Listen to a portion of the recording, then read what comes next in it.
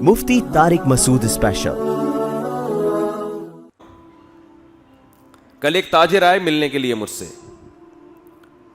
انہوں نے بتایا بہت اچھا کام کر رہے ہیں. انہوں نے کہا کہ میں سبزی منڈی میں یہ جو اردو اخبار ہے نا، ان میں چیزوں کو پیکنگ کرنے کا رواج بہت زیادہ ہو گیا ہے. وہ سن رہے ہوں گے بیان. یہ جو کاغذ ہے نا، کاغذ، اس میں چیزوں کو پیک کرنے کا رواج بہت زیادہ ہو گیا ہے. تو میں نے اس پہ کئی سال مہم چلائی ہے کہ اس میں کاغذ کی بے ادبی ہے، اس میں اللہ کا نام بھی ہوتا ہے، اس میں آیتیں بھی لکھی ہوئی ہوتی ہیں، تو یہ ختم کر کے دوسرے کاغذ لے کر آؤ. کہہ رہے ہیں بڑی میری مخالفت ہوئی اور بہت بڑا انہوں نے محنت کی. ٹھیک ہے، آپ کی نیت اچھی ہے، ایسا ہونا چاہیے کہ یہ جو اخبار جن پہ قرآن کی آیتیں، اللہ کے رسول کا نام ہوتا ہے، ان پہ پراٹھے پیک کرنا اور ٹماٹر پیک کرنا ٹھیک ہے. میں نے کہا بھائی آپ یہ 4 سال اس پہ محنت کرتے کہ سبزی منڈی سے کرپشن ختم ہو، سودی لین دین ختم ہو، 2 نمبری بولتے کیوں نہیں ختم ہو؟ کیونکہ اللہ نے آپ کو صلاحیت 4 سال میں انہوں نے یہ بالآخر کر کے دکھا دی. میں نہیں کہہ رہا غلط کیا ہے. دیکھو جب ایک اور ان کی بڑی مخالفت ہوئی، لوگوں نے، پولیس بھی انوالو ہوئی، پتہ نہیں کیا کیا ہوا، وہ پوری کارگزاری سنا رہے تھے. ان کا خیال تھا میں ان کو بہت موٹیویٹ کروں گا، زندہ باد، آپ نے تو ایسا خاندانی کام کیا ہے کہ آپ کو ایوارڈ ملنا چاہیے. ان کی میں نے حوصلہ افزائی کی کہ آپ کے اندر اللہ نے صلاحیت رکھی ہے، آپ کام بہت اچھا کر سکتے ہیں. میں یہ نہیں کہہ رہا کہ یہ کوئی اچھا کام نہیں کیا، کیونکہ وہ بیچاروں نے جو سارا کام کیا وہ میرا ایک بیان ان کے سارے کام پہ پانی پھیر دے گا نا. تو ٹھیک ہے دوسرے اخبار ہوں، لیکن اللہ کے بندو تمہارے اندر اتنی صلاحیت ہے، تم پہلے آیتوں پر عمل تو کرواؤ نا لوگوں کو. یہ بھی ٹھیک ہے، یہ بھی چلتا رہتا تھوڑا تھوڑا کر کے، یہ بھی سائیڈ میں چلتا رہتا. لیکن جب آپ معاشرے سے ٹکر لے سکتے ہیں، پوری منڈی میں وہی اخبار آتے ہیں جو یہ جو اردو اخبار ہیں، آپ محنت اس پہ کرتے نا. اگر انہوں نے اب وعدہ کیا کہ اب میں اس پہ محنت کروں گا کہ بھائی آپ لوگوں کو کسی طرح سے ایسا کوئی کام کرو، ایسا کوئی نیٹ ورک بناؤ وہاں پہ کہ منڈی سے جھوٹ ختم ہو جائے، منڈی سے 2 نمبری. میرے ساتھ کتنی دفعہ معاملہ ہوا، آپ سبزی منڈی میں انار لے کر آئے، اوپر جو انار ہوں گے نا بڑے بہترین، ایسا لگے گا کہ جنت سے آئے ہوئے انار ہیں جو انہوں نے یہاں پہ سیٹ کر دیے. پھر آپ جب گھر لے کر آئیں تو بس وہی 10 انار جو اوپر ہیں نا وہی جنتی ہوں گے، نیچے جہنم بھری ہوئی ہوگی. اس میں عین ممکن ہے انار ہی نہ ہو، اور انار نکلے تو گلے سڑے. ہمارے نبی صلی اللہ علیہ وسلم بازار گئے، مارکیٹ گئے، آپ صلی اللہ علیہ وسلم، دیکھو اللہ نے نبی کو صرف کوئی معاذ اللہ لیکچرار بنا کے نہیں بھیجا کہ لیکچر دیں تجارت پہ، ایمانداری سے کرو اور چلے جائیں. نہ نہ نہ، ہمارے نبی مارکیٹوں میں گئے ہیں. یعلمہ الکتاب والحکمہ ہے نا، کہ نبی کا کام ہے کتاب سکھانا. تو ایسے سکھایا جاتا ہے، پوری ورکشاپ کروا رہے ہیں. بازار میں گئے، گندم کی ایک بوری تھی، آپ نے اس میں ہاتھ ڈالا، اندر گیلی گندم تھی، اوپر کیا تھی؟ خشک. ان صحابی کو تنبیہ کی کہ یہ کسٹمر کے ساتھ دھوکہ ہے. وہ اوپر سے چیک کرے گا، کیونکہ گیلی گندم تو خراب ہو جاتی ہے. اس طرح سے آپ نے باقاعدہ بازار جا جا کے صحابہ کرام کو ٹرین کیا ہے. اب یہ کام اصل میں تو حکمرانوں کا ہے، کیونکہ نبی تو حاکم بھی تھے نا. میں جاؤں اور منڈی میں انار نکال کے اس کو نصیحتیں شروع کر دوں کہ بھئی تو نے اوپر اچھے انار رکھے ہوئے، اندر سڑے ہوئے رکھے ہوئے، تو کہے گا مولوی صاحب خیریت تو ہے، آپ کون ہوتے ہو؟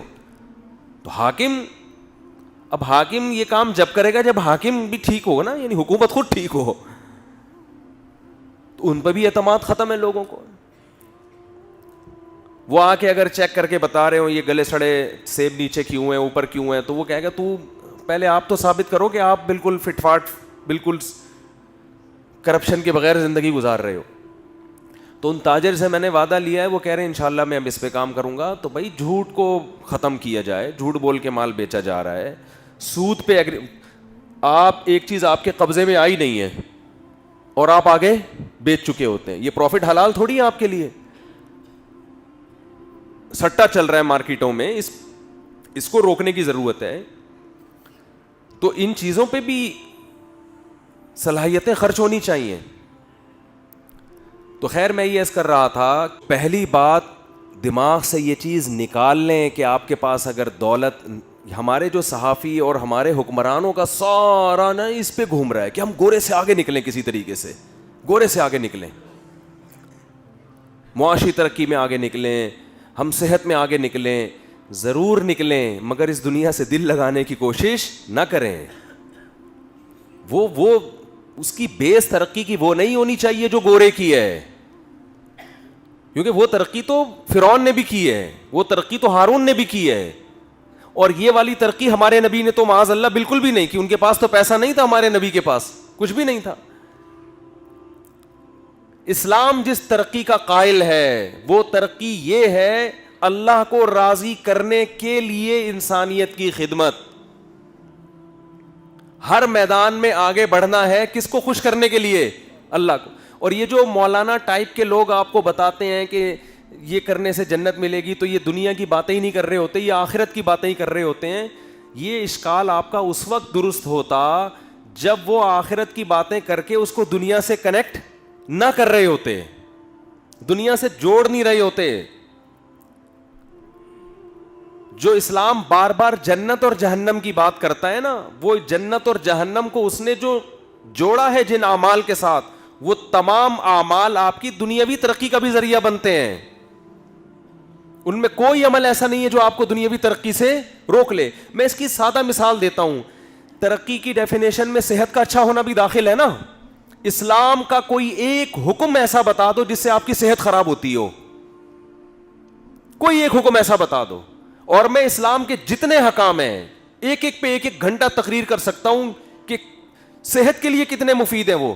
اسلام نے اگر حکم دیا ہوتا صبح 12 بجے سو کے اٹھو, صبح جلدی نہ اٹھو, تو اس سے صحت اچھی ہوتی خراب ہوتی؟ خراب ہوتی نا. اسلام نے حکم دیا رات جلدی سو, صبح جلدی اٹھو. نماز پڑھنے سے صحت خراب ہوتی ہے اچھی ہوتی ہے؟ آپ صبح دانت صاف کر رہے ہو, غسل کر رہے ہو, وضو کر رہے ہو, صاف ستھرے ہو کے مسجد میں آ رہے ہو, اس سے تو آپ مینٹلی بہت زیادہ آپ کو سکون ملتا ہے, آپ بہت زیادہ آپ کو خوشی راحت ملتی ہے. اسلام نے حکم دیا دوپہر کھانا کھا کے قیلولہ کرو, تھوڑی دیر آرام کرو, آخرت کے لیے کرو نا, سنت سمجھ کے. تو اس سے آپ تنزل کی طرف جا رہے ہو, ترقی کی طرف جا رہے ہو. بولو نا کیا ہو گیا؟ یہ ترقی کی طرف جا رہے ہو بھائی, صحت اچھی ہوگی نا آپ کی. اسلام نے آپ کو حکم دیا کلو من الطیبات, پاکیزہ چیزیں کھاؤ. چرس, ہیروئن, شیشہ, شراب یہ تمہارے کھانے پینے کی چیزیں نہیں ہیں. تو آپ بتاؤ کون سا دنیا کا سائنسدان ایسا ہے جو کہتا ہے کہ پاکیزہ چیزیں کھانے سے آپ ترقی کی دوڑ میں پیچھے رہ جاؤ گے, کتے بلی کھانے سے ترقی کرو گے آپ؟ بولتے کیوں نہیں؟ مجھے غصہ آ رہا ہے, ابھی بول نہیں رہے نا یہ لوگ. کوئی ہے ایسا جس کو اپنی ٹھڑک نکالنی ہوتی ہے مذہب کے خلاف اور علماء کے خلاف نکالتا ہے کہ ان کی وجہ سے ترقی نہیں ہو رہی ہے؟ قرآن نے جن خوراکوں کا تذکرہ کیا ہے نا, جن کو نعمت کے طور پہ بیان کیا ہے, آپ ان خوراکوں پہ ریسرچ کرو تو پتا چلے گا یار یہ تو انسانی صحت کے لیے انتہائی مفید. حالانکہ قرآن ان کی کھانے کی ترغیبیں نہیں دے رہا, نعمت کے طور پہ ان کو بیان کر رہا ہے. اللہ اور بھی تو چیزیں بیان کر سکتے تھے, لیکن قرآن ان پھلوں کا, ان چیزوں کا انتخاب کر کے بیان کر رہا ہے, کیونکہ قرآن کو پتہ ہے جب ان چیزوں کا تذکرہ قرآن میں آئے گا تو مسلمان کہے گا کچھ تو ہے کہ قرآن مثالیں ان کی دے رہا ہے, کچھ تو ہے نا. تو اللہ تو ہمیں کھلا ایسی چیزیں رہے ہیں, مثالیں ایسی چیزوں کی دے رہے ہیں جو ہماری صحت کے لیے مفید ہیں. اس کا مطلب اسلام پہ چل کے تو آپ گورے سے بھی زیادہ ترقی کر سکتے ہو. گورا تو اب ریسرچ کر کر کے ان چیزوں کو مان رہا ہے, ہمیں تو 1400 سال پہلے والتین والزیتون قرآن کہہ رہا ہے, قسم ہے انجیر کی اور قسم ہے زیتون کی. قرآن ڈالڈا کی قسمیں کیوں نہیں اٹھا رہا؟ کیا ہو گیا بھائی؟ ڈالڈا کمپنی سے پیشگی معذرت, صرف ایک ڈالڈا کی بات نہیں ہے, تمام کمپنیاں. قرآن قسم اٹھا رہا ہے والتین والزیتون. قرآن چربی کی مثالیں دے رہا ہے کہ ہم نے یہودیوں پہ چربی کو حرام کیا. دمبے کے پیچھے ہوتا ہے نا اتنا موٹی چکی, آپ ڈاکٹروں سے پوچھو چربی کھانے میں صحت بنتی ہے؟ یا عام جو کوکنگ آئل ہے ان کے کھانے سے صحت بنتی ہے؟ او بھائی وہ کہے گا یہ اتنا موٹا یہ لے کے گھوم رہی ہے نا دمبی، یہ اس لیے کہ اس کو کاٹ کے اسی میں گوشت پکا کے کھاؤ. اس کو اٹھا کے پھینک دیا. تو اسلام نے جب آپ کی صحت کے بارے میں کمپرومائز نہیں کیا ہے بھائی، تو اسلام ایسی چیز کا آپ کو آرڈر کیسے کرے گا جس سے آپ دنیا کی غلام قوم بن جاؤ جو کہ ہم بنے ہوئے ہیں. ہم تو غلام ہیں، ہم تو ایک ایک چیز میں گوروں کے محتاج ہیں. تو اس لیے نہیں ہے کہ اسلام کہہ رہا ہے، اس لیے ہے کہ یہ اسلام کو چھوڑا ہوا ہے ہم نے، اور اسلام کے وہ والے حکام کو لیا ہوا ہے جن کا عملی زندگی سے کوئی گہرا تعلق. قرآن خوانیہ میں اسلام ہے ہمارا. بندہ مر جائے، تیجا، 40واں برسی، دیگیں، 10 محرم کی دیگیں، کنڈے، اور کیا ہے میں تو بھول ہی گیا. یہ اسلام ہے. 12 ربیع الاول پہ نبی کے عشق میں روڈ بند کر کے طبیعت سے کھانا. 12 ربیع الاول جب آئے گی تو نبی کی یاد میں مسلمان ہو جائیں گے پاگل، اور اس پہ خوش بھی ہوتے ہیں ہم نبی کے عشق میں پاگل ہو گئے. مسلمان نبی کی یاد میں 12 ربیع الاول پاگل ہو کے روڈ بلاک کر دے گا. سب سے پہلے کیا کرے گا؟ بولتے کیوں نہیں؟ Road block. حلوے مانڈے دبا کے چلیں گے، پھوڑتا رہے گا. حلوے مانڈوں میں انجیر اور زیتون نہیں ہوگا. اول تو اتنا انجیر زیتون کھانے سے بھی آدمی کا بیڑا غرق ہو جاتا ہے. اگر انجیر زیتون کے قرآن نے ترغیب دی ہے تو وہ بھی 2 انجیریں کھا لو، 4 کھا لو، تو پلیٹیں بھر بھر کے تھوڑی کھاؤ گے. ربیع الاول میں مسلمان نبی کی یاد میں دیگے ویسی پھوڑتا ہے کہ آپ کی سوچ ہوگی. بکرے پناہ مانگتے اللہ کا واسطہ ربیع الاول جلدی گزار دو. لاکھوں بکرے کٹ جاتے ہیں. نبی کی یاد میں روزے رکھو اللہ کے بندو. نبی نے کم کھانے کی ترغیب دی ہے، پھوڑنے پھاڑنے کی ترغیب نہیں دی ہے. پیر جمعرات کا، پیر نبی کا یوم ولادت ہے، اس دن نبی نے روزہ رکھا ہے. اسلام میں روزے ہیں، پھوڑنا پھاڑنا نہیں ہے. تو یہ جاہل لوگوں کا جو مذہب کی غلط رخ پیش کرتے ہیں. اسلام میں دوسرے کے آرام کا اتنا خیال رکھا گیا ہے کہ آپ صلی اللہ علیہ وسلم، اس دن ہم فجر میں حدیث پڑھ رہے تھے کہ جب آپ کھجور مل بیٹھ کے کھا رہے ہیں تو 2 کھجوریں کوئی ایک ساتھ نہ لے. سامنے والے کو شبہ ہوگا یہ زیادہ کھا رہا ہے. تو جو مذہب آپ کو اپنے حصے سے زیادہ کھجور کھانے کی اجازت نہیں دیتا، وہ دوسروں کی جائیدادیں کھانے کی کیسے اجازت دے گا؟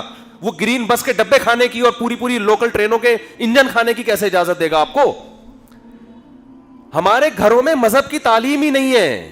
بچپن سے بچے کو سکھاؤ نا بیٹا، جب کھانا کھاؤ پلیٹ میں تو سامنے والے کا خیال. اول تو اجتماعی کھانے کا رواج ہی ختم ہو گیا. نبی نے فرمایا مل بیٹھ کے کھانے میں برکت ہے. اور ہمارے ہاں کیسے کھایا جا رہا ہوتا؟ وہ بچہ اپنے پلیٹ لے کے صوفے کے نیچے گھسا ہوا ہے، وہاں پہ وہ دوسرا ادھر گھسا ہوا ہے. گھر میں کوئی یہ سیٹ اپ ہی نہیں ہے کہ باپ آئے ماں آئے بیٹھے دسترخوان پہ سب مل بیٹھ کے ایک پلیٹ میں کھائیں. تکلفات، ڈنر سیٹ، اس کا چمچہ الگ، اس کے کانٹا الگ ہے، اس کا ڈونگا الگ ہے، اس کا اور اس کے پانی کا گلاس الگ ہے، تو دودھ کا گلاس. تکلف. گھروں میں جاؤ سامان ہی سامان، مگر محبتیں ختم. محبت نہیں ہے. ایک تھال میں کھایا کرو، گھر میں تو ایک تھال میں بیٹھ کے کھا لیا کرو یار. پھر بچوں کو سکھاؤ بیٹا یہ گوشت بوٹیاں جو ہیں یہ دوسرے کا خیال رکھ کے کھاؤ، ٹھیک ہے نا؟ ایسا نہ ہو کہ سارا خود ہی ہڑپ کر جاؤ. جب دوسرے کا خیال بچپن میں بچے کو رکھنا سکھائیں گے تو بڑے ہو کر پھر وہ اپنے بھائی کی وراثت نہیں کھائے گا. اس نے کھلانا سیکھا ہے. ہمارے اکابر تو اتنا خیال کیا کرتے تھے، کوئی فقیر آیا ہے نا تو بچوں کو دیتے تھے پیسے کہ جاؤ اس کو دے کر آؤ تاکہ یہ دینا سیکھیں. سب ختم معاشرے میں. بس بچے کو کماؤ پوت بناؤ. انگلش بولنی آتی ہے اس کو تاکہ پڑھا لکھا لگے دیکھنے سے، لبرل لگے دیکھنے سے. کٹنگ بھی ہیئر کٹنگ اس کی، اور بچیوں کو اسکارف پہناؤ اور تاکہ دیکھنے سے لگے، جزاک اللہ، دیکھنے سے لگے کہ یہ بہت ایجوکیٹڈ اور پڑھے لکھے بچے ہیں. بچیوں کے آدھے لباس تاکہ لگے کہ یہ کسی مولوی کی بچیاں نہیں، ہم پڑھے لکھے لوگ ہیں، خاندانی لوگ ہیں. ہماری بچیاں کپڑے بڑے نہیں پہنتی ہیں.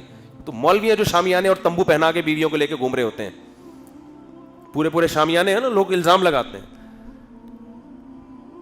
تو آپ نے سکھایا نہیں ہے بچے کو. اور مذہب جو سکھایا جا رہا ہے وہ مذہب نہیں ہے جو پیغمبر لے کر آئے. پیغمبر دیگوں والا مذہب نہیں لے کر آئے ہیں.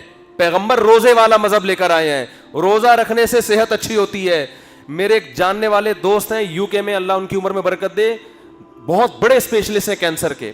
وہ کہتے ہیں گورے نے ریسرچ سے ثابت کیا ہے کہ کینسر کے بچنے کا جتنا بہترین ذریعہ کثرت سے روزے ہیں, اتنا شاید کوئی اور ذریعہ نہیں ہے. کثرت سے روزے رکھنے سے کینسر کا خطرہ بہت کم ہو جاتا ہے. تو اسلام کا کوئی ایک, اسلام آپ کی صحت پہ کمپرومائز نہیں کر رہا, وہ آپ کو چاند پہ پہنچنے سے روکے گا, وہ آپ کو ایسا کام کرے گا جو آپ دنیا میں غلام بن کے رہ جائیں. آپ دیکھو تو صحیح نا, میں تو فیس بک پہ دیکھتا ہوں, فیس بک پہ گورے کی پکچر آئے گی, وہ خلائی سیارہ بھیج رہا ہے نا آسمان پہ, ادھر نیچے آئے گی کوئی مولانا صاحب, فیس بک نے تو ایک کباب, ایک بریانی بنا کے نا پورا سارا کلچر سامنے رکھ دیا. ادھر آئے گی وہ امام حسین کے فضائل بیان کر رہا ہوگا اور پھر دوسروں پہ طنز کر رہا ہوگا,